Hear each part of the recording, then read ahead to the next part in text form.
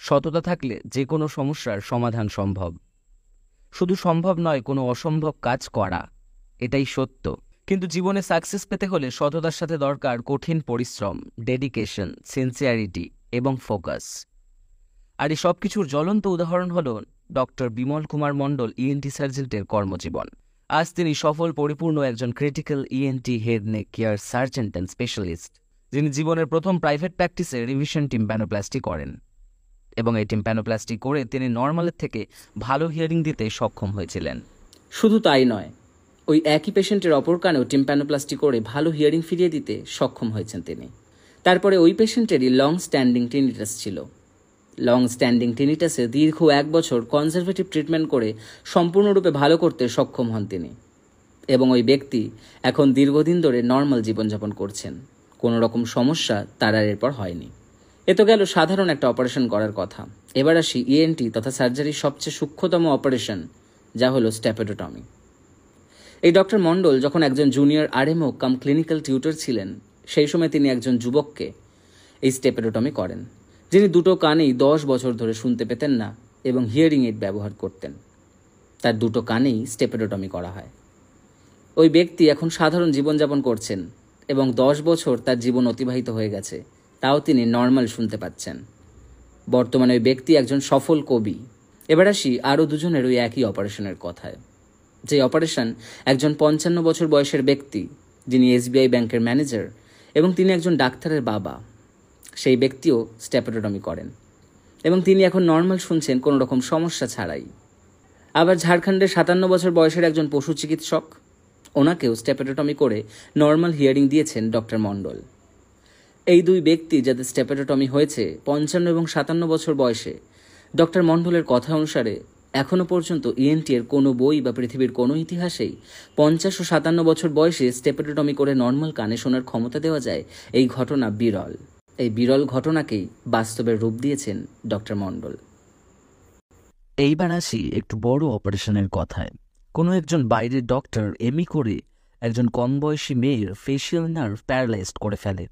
ফলে মেয়েটির মুখ বেঁকে যায় ও তার চোখ কোনো ক্রমেই বন্ধ হচ্ছিল না। ফলে তাকে দেখতে খুব বাজে হয়ে গিয়েছিল।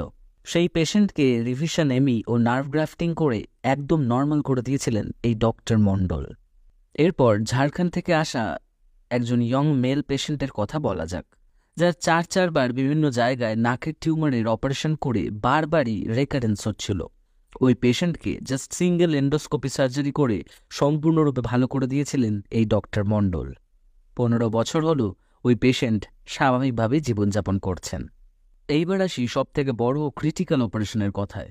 এই অপারেশন বড় বড় ইএনটি সার্জেন্ট এবং মেডিকেল কলেজ হসপিটালের ডাক্তাররাও করতে অস্বীকার করেন, কারণ তারা বলেছিলেন যে এই অপারেশন করলে অপারেশন টেবিলেই পেশেন্ট মারা যেতে পারে। সেই পেশেন্টটা ছিল থাইরয়েড ক্যান্সার, যা গলার বিভিন্ন জায়গায় ছড়িয়ে পড়েছিল। সেই পেশেন্টকে তিনি অপারেশন করেন এবং দীর্ঘ সময় অপারেশনের পরে এই পেশেন্টকে ফিরিয়ে আনা হয় এবং এখন 10 বছর হয়ে গেল তবু নর্মাল জীবনযাপন করছেন ওই ব্যক্তি। শুধু তাই নয়, doctor Bimal Kumar Mondal junior doctor ছিলেন সেই সময় কলকাতা মেডিকেল কলেজের বায়োকেমিস্ট্রির একজন প্রফেসর, যার গলায় সামান্য ব্যথা হতো। ছোটখাটো কাশির মতো কমপ্লেনও তার ছিল। বিভিন্ন ডক্টর, প্রফেসর, বিভিন্ন ইএনটি সার্জেন্ট তিনি দেখাতে থাকেন। 4 মাস তিনি ঘুরতে থাকেন বিভিন্ন জায়গায়, কিন্তু কেউ একবারও বলতে পারলেন না তার গলায় কি হয়েছে, কেন তার গলায় ব্যথা, কেনই বা সামান্য ইরিটেশন হচ্ছে। তখন জুনিয়র ডক্টর বিমল কুমার মণ্ডলের কাছে তিনি আসেন। সেই একবার আসার পরেই তিনি বলেন, আপনার গলায় একটা ছোট্ট বায়োপসি করতে হবে, এবং জাস্ট একবার দেখেই ডিজিজ কনফার্ম করেন এবং অপারেশন করেন। এখন 2024 সালে ওই পেশেন্ট নর্মালভাবে জীবনযাপন করছেন। বর্তমানে তিনি খুব ভালো গানও গাইছেন। এইবার আসছি আর এক পেশেন্টের কথায়, যিনি প্রায় 1 কেজি ওজনের থাইরয়েড গয়টার নিয়ে প্রায় 20 বছর ভুগেছেন। ওই নর্থ বেঙ্গলবাসী পেশেন্ট এই অপারেশন করতে নর্থ বেঙ্গল মেডিকেল কলেজ এবং সাউথ ইন্ডিয়াতেও ঘোরেন, কিন্তু প্রত্যেক জায়গায় তার অপারেশন করতে অস্বীকার করে, কারণ তার শর্ট নেক ছিল এবং সেই জন্য তাকে অ্যানেস্থেশিয়া দেওয়াটাও অনেক সমস্যাজনক। সেই পেশেন্টকে অজ্ঞান করা সম্ভব নয়। দ্বিতীয়, অপারেশন টেবিলেই তিনি মারাও যেতে পারেন। এই জন্য অপারেশনের ঝুঁকি আছে জেনে কোনো প্রাইভেট হসপিটালই অপারেশন করতে চায়নি। ডক্টর বিমল মণ্ডল একটি ছোট্ট নার্সিংহোমে এই একই অপারেশন করেন, কিন্তু দুর্ভাগ্যবশত অপারেশন চলাকালীন শেষের দিকে অ্যানাস্থেটিস্ট অজ্ঞান হয়ে পড়েন এবং কিছু সময়ের মধ্যে আবার তার জ্ঞান ফিরেও আসে। পরবর্তীকালে আর কোনো অসুবিধা হয়নি তার। পরের দিন ওই পেশেন্টকে জাস্ট 24 ঘন্টার মধ্যেই ডিসচার্জ করা হয় এবং 5-7 বছর হয়ে গেল পেশেন্ট আজও নর্মাল জীবনযাপন করছেন কোনো রকম সমস্যা ছাড়াই। এবার কয়েকটি বিশেষ অপারেশন করার কথা বলা যাক। তিনি ছাড়া আরও অন্য অনেক ডক্টর আছেন যারা বিভিন্ন অপারেশন করার পরে তা আবার রেকার করেছে।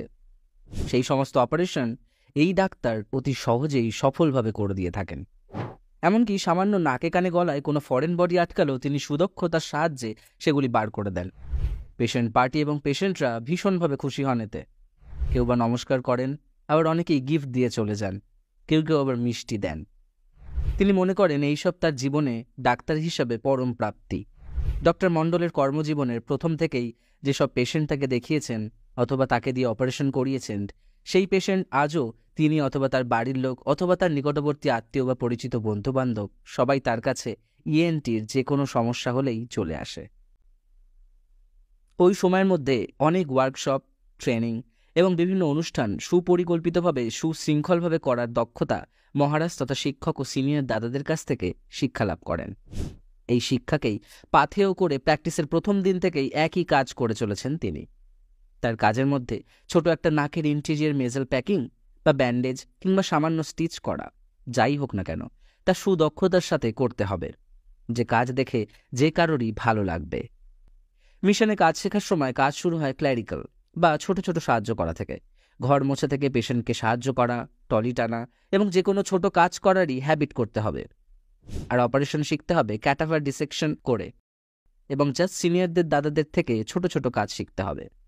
প্রথমে অবজারভারশিপ করতে হবে, তারপরে S3 হিসেবে সার্জারি করতে হবে এবং তারপরে S2 হিসেবে সার্জারি করতে হবে। ফাঁকে ফাঁকে সিনিয়রদের সমস্ত রকম বড় কাজগুলো বা অপারেশনগুলো অবজার্ভ করতে হবে, তাদের সমস্ত কাজে সাহায্য করতে হবে, সমস্ত ক্ল্যারিক্যাল কাজ করতে হবে। অর্থাৎ ছোট ছোট সমস্ত কাজ থেকেই ধীরে ধীরে অগ্রসর হতে হবে। এইবার শুনুন কিভাবে তিনি তার জীবনে চরম সাফল্যে পৌঁছেছেন। তিনি তার ইএনটিতে মাস্টার ডিগ্রি করেন রামকৃষ্ণ মিশন থেকে, VMS Vivekananda institute of medical science থেকে। এই কলেজে তিনি অ্যাডমিশন নেন ইএনটিতে MS ডিগ্রি করার জন্য 2007 সালে। এখানেই তার